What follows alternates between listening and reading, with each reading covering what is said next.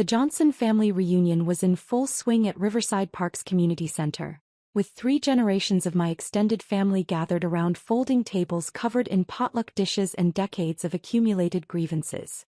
I sat at the far end of one table, quietly eating my cousin Maria's famous potato salad while listening to the annual tradition of family members recounting their achievements for the year. Uncle Bob was describing his promotion to regional sales manager.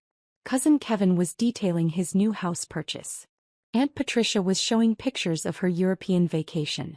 The conversation flowed around me like water around a stone, with occasional polite nods in my direction but no real inclusion in the festivities. I'd grown accustomed to being the family afterthought over the past 15 years. The quiet cousin who'd never married, never had children, never seemed to accomplish anything worthy of celebration at these gatherings.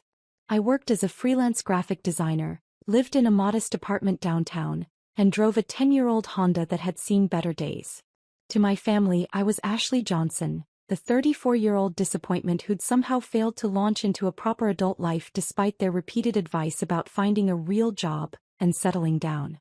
What they didn't know was that my freelance graphic design work was actually a carefully maintained cover story for something much more significant.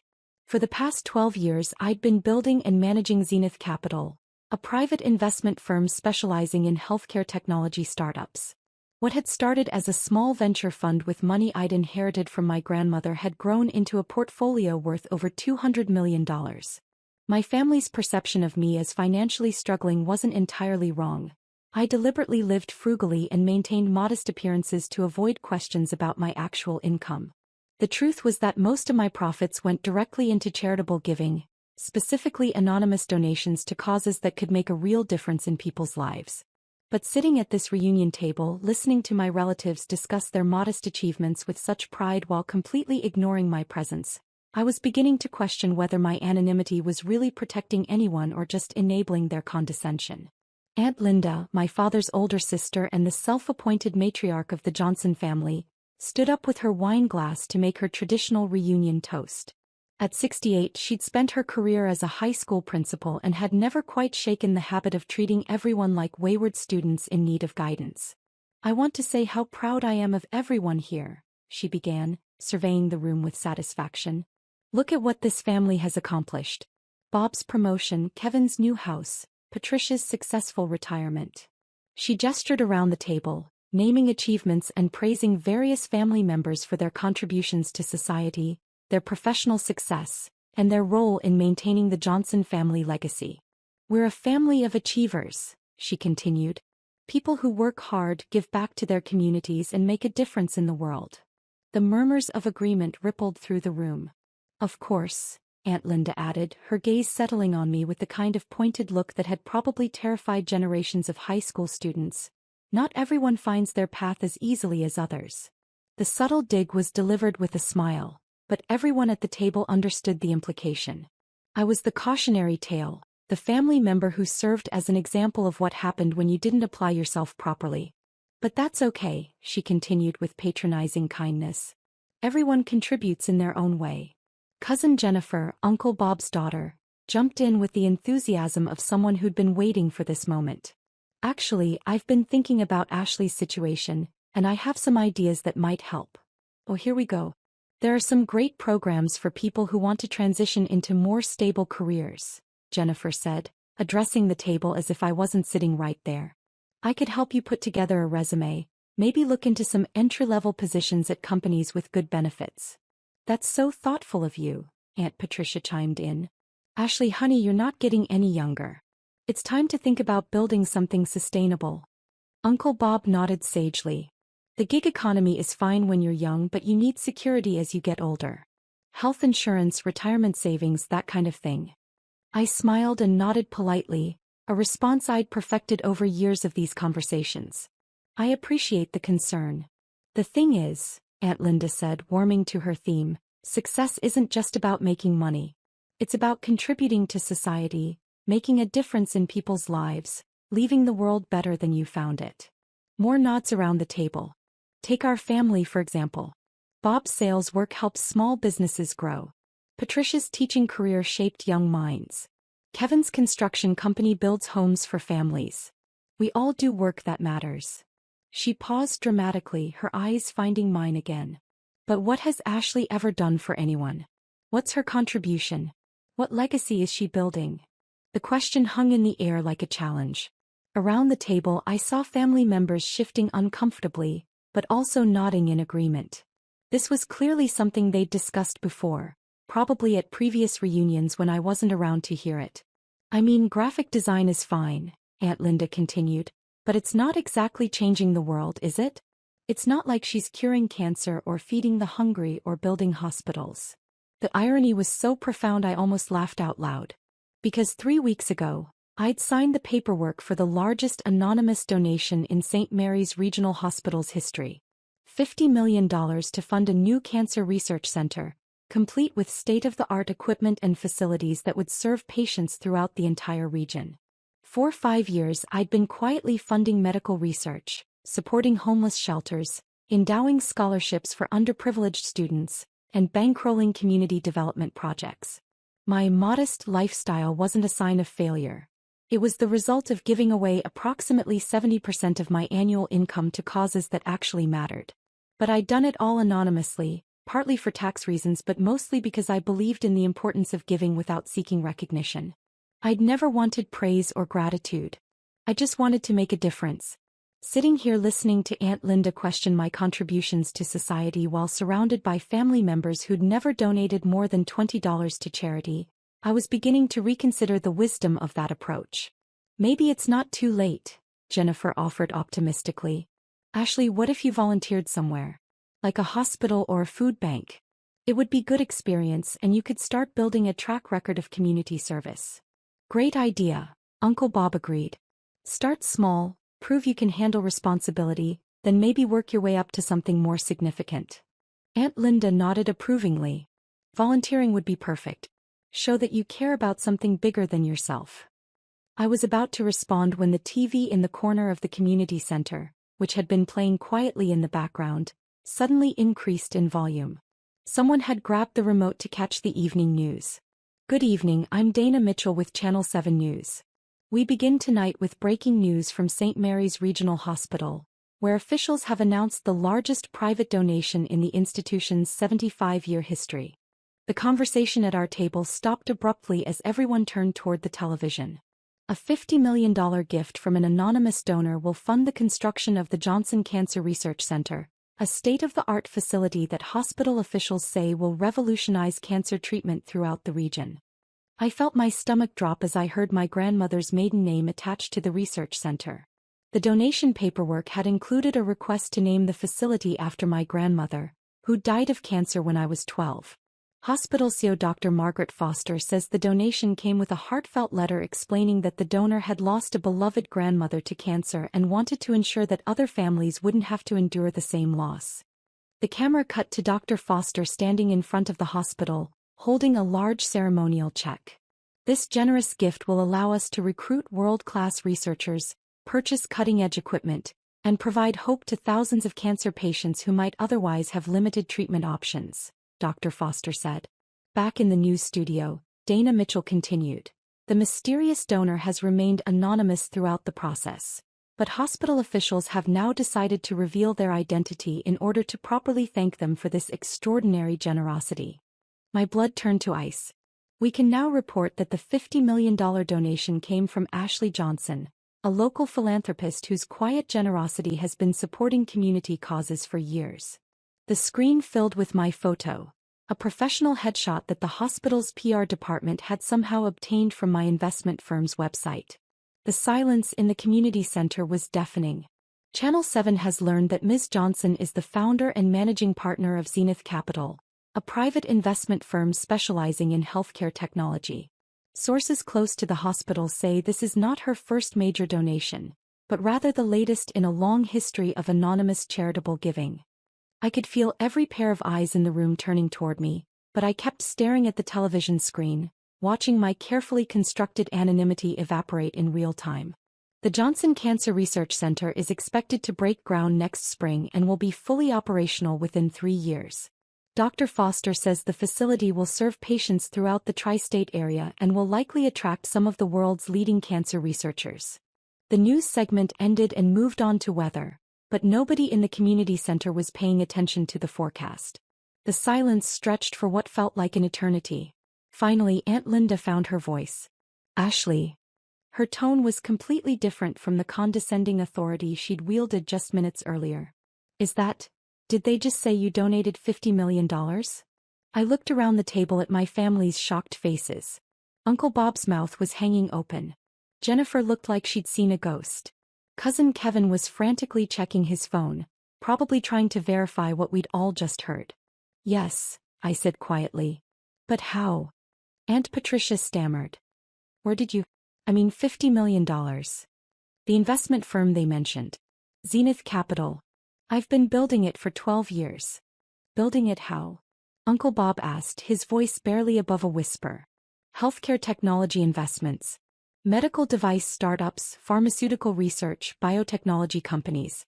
It turns out there's quite a lot of money to be made in helping develop treatments that save lives." The irony wasn't lost on me that I was explaining my success to people who'd just finished lecturing me about the importance of contributing to society. "But you live in that little apartment," Jennifer said, confusion evident in her voice. "You drive that old car. You always seemed poor." I suggested. Unsuccessful. Like I hadn't figured out how to be a proper adult. She nodded, looking embarrassed. "I live modestly because I give most of my money away. The apartment is comfortable and convenient. The car runs fine. I don't need luxury when there are cancer research centers to fund." Aunt Linda was staring at me like she'd never seen me before. "Ashley, I had no idea. None of us did." "I know. But why didn't you tell us? Why didn't you ever mention what you were doing? Would it have mattered? Would any of you have been interested in my work if you'd known it was profitable? Or were you only interested in dismissing it because you assumed it wasn't?" The uncomfortable shifting around the table told me everything I needed to know. "For 15 years, I continued, I've listened to lectures about finding a real job, getting serious about my career, starting to contribute something meaningful to the world. Not once did anyone ask what I was actually working on. Not once did anyone show curiosity about my projects or my clients or my goals." "Ashley, we didn't know," Aunt Patricia began. "You didn't want to know. It was easier to assume I was a failure than to consider that maybe I was building something you couldn't see." I stood up and gathered my purse. "For the record, the Cancer Research Center isn't my first major donation. Over the past 5 years, I've given away approximately $40 million to various causes. The Children's Scholarship Fund at the community college? That was me. The new wing at the homeless shelter? Also me. The free clinic that opened downtown last year? Me again." The stunned silence continued. "But here's what's really interesting," I said, looking directly at Aunt Linda. "You asked what I'd ever done for anyone, what my contribution was, what legacy I was building. The answer is that I've probably done more to help this community than everyone in this room combined. I just did it quietly without needing recognition or praise." I paused at the edge of the table. "The difference between us isn't that you've accomplished more than me. The difference is that you need everyone to know about your accomplishments, while I've been content to let my work speak for itself." Uncle Bob finally found his voice. "Ashley, we're sorry. We had no idea about any of this." "I know you're sorry. But sorry doesn't change the fact that you spent 15 years treating me like a charity case while I was literally running a charity." I walked toward the exit, then turned back one more time. "For what it's worth, I'm proud of all of you. Bob's promotion, Kevin's house, Patricia's retirement. Those are real achievements that matter. But maybe next time, before you decide someone hasn't contributed enough to society, you might consider asking them what they've actually been working on." The drive home was surreal. My phone was buzzing constantly with calls and texts from family members who'd apparently spent the time since I left frantically Googling my name and my company. The search results, I imagined, were quite illuminating. When I got home, I found 17 voicemails, 43 text messages, and 87 emails. Most were from family members expressing shock, apology, and requests for a chance to talk. Several were from reporters who'd somehow gotten my contact information and wanted interviews about my philanthropic work. One voicemail stood out from the rest. It was from my cousin Maria, the one whose potato salad I'd been eating when this whole drama began. "Ashley, it's Maria. I just wanted to say, I'm proud of you. Not because of the money but because of what you've done with it. My mom died of cancer 5 years ago, and knowing that there's going to be a research center that might help other families. That means everything to me. Thank you. That message made all the years of condescending family conversations worth it. The next morning, I woke up to find my story on the front page of the local newspaper. Local philanthropist's secret generosity revealed.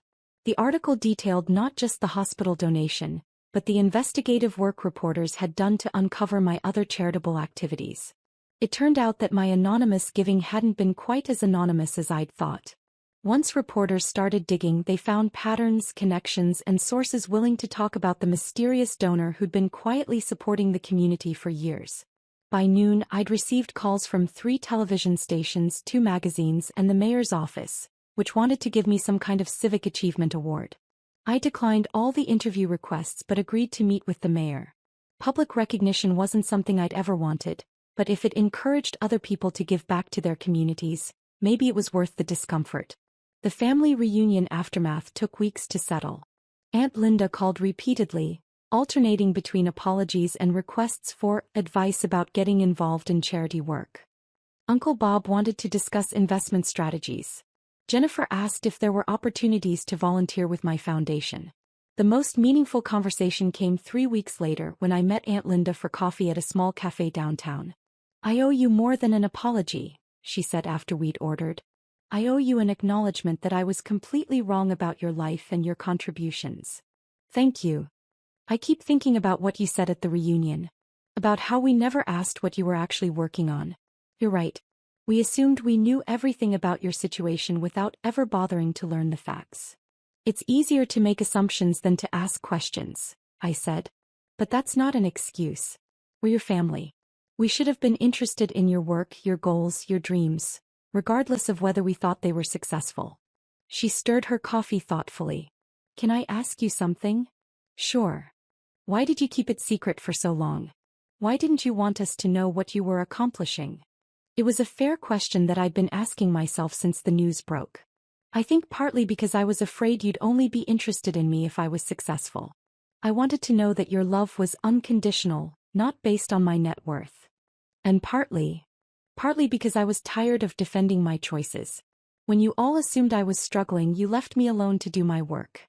If you'd known I was successful, you might have had opinions about how I should be spending my money or running my business. Aunt Linda nodded slowly.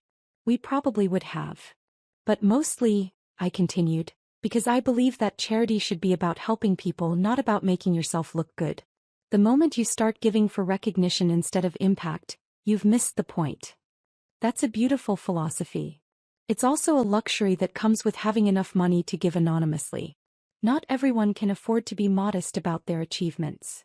We sat in comfortable silence for a few minutes, watching people walk by the cafe window. "Ashley," Aunt Linda said finally, "I want you to know that I'm proud of you. Not because of the money but because of the person you've become. Generous, thoughtful, committed to making a difference in the world. Thank you. That means a lot. And I want you to know that you'll always have a place at our family table, regardless of your bank account. I appreciate that. But I also hope you'll consider being more open about your work going forward. Not for recognition, but because the rest of us could learn from your example." 6 months later, at the next Johnson family reunion, the dynamic was completely different. Instead of lectures about finding a real job, I fielded questions about impact investing, philanthropic strategy, and the most effective ways to support community causes. Uncle Bob had started volunteering at the food bank. Jennifer was organizing a charity drive at her office. Even Aunt Linda had joined the hospital's development board, using her educational background to help with fundraising strategy. When it came time for the traditional toast, Aunt Linda stood up with her wine glass and looked directly at me. "To Ashley," she said, "who taught us all that the most important contributions are often the ones nobody sees." The applause was warm and genuine, but what mattered most was that it came from a place of understanding rather than condescension. As I drove home that evening, I reflected on how much had changed since that awkward news segment had revealed my secret. I was no longer anonymous, but I was also no longer invisible to my own family. Sometimes the most powerful thing you can do isn't hiding your light under a bushel. It's letting people see what they've been overlooking all along. The Johnson Cancer Research Center broke ground 8 months later. At the ceremony, surrounded by my family and hundreds of community members whose lives would be touched by the facility, I realized that maybe recognition wasn't such a terrible thing after all. As long as it led to more giving, more caring, and more families like mine learning to see each other clearly, it was worth every moment of discomfort. After all, what good is making a difference if nobody else is inspired to do the same?